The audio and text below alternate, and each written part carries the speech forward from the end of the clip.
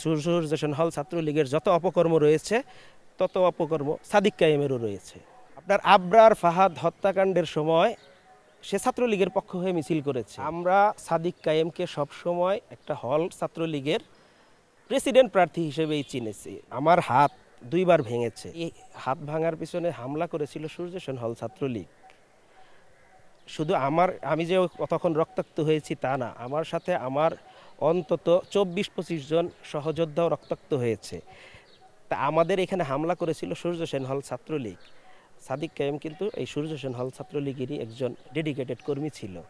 কাজেই সূর্য সেন হল ছাত্রলীগের যত অপকর্ম রয়েছে তত অপকর্ম সাদিক কায়েমেরও রয়েছে। আসছি, আপনারা দেখবেন সাদিক কায়েমের বিভিন্ন ভুরি ভুরি ছবি আছে, ভিডিও আছে, যেগুলোতে সে নৌকা নৌকা বলে স্লোগান দিচ্ছে।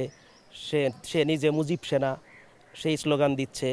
এরপর সবচেয়ে গুরুত্বপূর্ণ এবং সবচেয়ে ইফেক্টিভ যেটা, সেটা হচ্ছে আপনার আবরার ফাহাদ হত্যাকাণ্ডের সময় সে ছাত্রলীগের পক্ষ হয়ে মিছিল করেছে।